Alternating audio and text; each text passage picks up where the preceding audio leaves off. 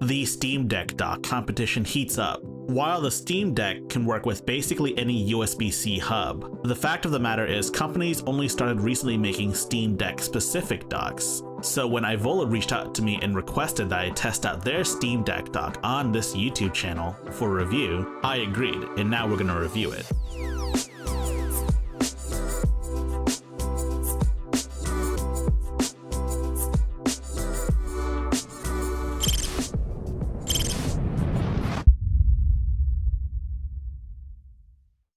You know, I'd be lying if I said that we weren't spoiled for choice when it comes to which Steam Deck docks to buy. We could buy a generic USB-C hub that would work with the Steam Deck, or we could get one of these specific Steam Deck docks, or you could wait for the Valve Steam Deck dock. So this is the iVoler Steam Deck dock. The box came in and was kind of beat up by the post office or whoever delivered this. I think it was the post office actually. Whatever the case may be, the unboxing is kind of just there. It's unremarkable. It's nothing super special, but you know, it works, I guess. One thing that really stood out to me was that the dock itself was actually really light. Like, I've held the JSOX dock and that thing is heavy compared to this. This thing is extremely light and it almost, I don't want to say it feels hollow, but it kind of feels hollow. So here are all of the ports that you have on your Steam Deck dock. You've got an HDMI, a Type-C, and 3 USB 3.0 ports. Unfortunately, this dock here has no Ethernet port at all. I would prefer a slower Ethernet port to none at all, honestly.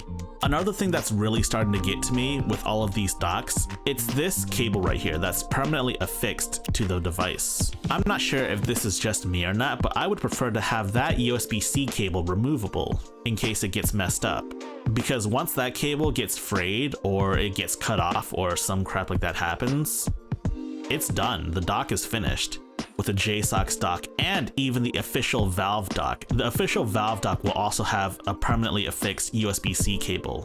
And as you can see here, docking it with power just works. It just works fine.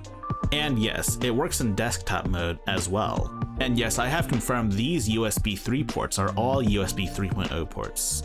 Infamously, the JSOX Steam Deck docks don't work on one of my 4K displays, and both of my TVs are LG TVs. It does work on the other one though.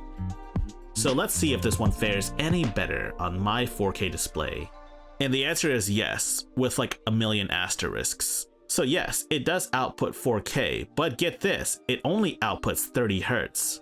Admittedly, it was only really advertised as 4K 30 on a 4K panel. On a regular old 1080p panel, it runs at 60 Hz. You know, for major AAA titles that probably wouldn't hit 60 FPS anyways, 30 Hz is more than fine. But there are some weird intricacies with certain games. This is N++, for example. For whatever reason, the frame rate is tied to FPS. And no, the game isn't rendering at 4K, the game is upscaled from 720p. I also capped the frame rate to 60, though it'll never reach 60 due to the weird intricacies of this dock. That said, if you're not playing a game that has frame rate tied to its physics, you know, like a JRPG or whatever, this could totally be a good option for you. Just keep in mind that you'll never go above 30 FPS. So let's move on to a 1080p panel. So there are a lot of people with concerns about docking the Steam Deck to an external display, because the Steam Deck isn't made for 1080p gaming or even 4K gaming for that matter.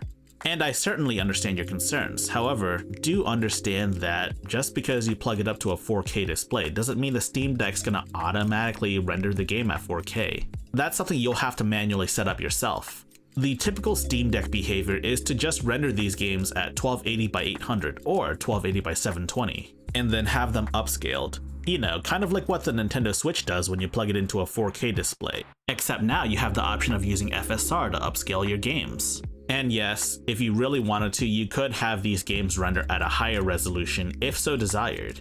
It's a per game property so that you don't have to render all games at a low resolution or at a high resolution, you know? One thing to note is that yes, you can change your desktop mode resolution, but in game mode, despite the fact that you can change the resolution per game, you can't really change the resolution of the entire Steam UI. I really do think Valve should add that option. That way, I could render the entire Steam UI in 1080p and have it run at 60 Hz, and then, you know, just upscale it to 4K. I think that'd be ideal. For 1080p docking, it's one heck of a good time. And yes, this dock right here is ultimately cheaper than both of JSOC's Steam Deck docks. But that price doesn't come without sacrifice, unfortunately. Ultimately, the dock does everything that's advertised to do. Even 4K 30 was advertised on their Amazon page. So I can't exactly fault them for this. On the flip side though, it worked better on my TV out of the box than the JSOC's dock did, though that might be because it was running at 30 Hz. I don't know. That said, I did get a follow-up email from them, and they certainly plan on making an upgraded dock. They plan on adding a gigabit Ethernet port, an aluminum alloy shell, and most importantly in my opinion, HDMI 2.0, which includes 60 Hz at 4K resolutions. Competition is good, but I think feature parity is what makes competition really good. And if iVoler can keep up the competition, then we all win in the end. Another question I get asked a lot is whether or not I play all of these games with the performance metrics on, and the answer is no. Why would I do that? There's a lot of vital information you cannot read. If you like high-tech low-life, you should subscribe and check out my other videos. In fact, if you like high-tech low-life, you should check out my Discord server in the description down below. It's one heck of a good time, and I know you'll like it.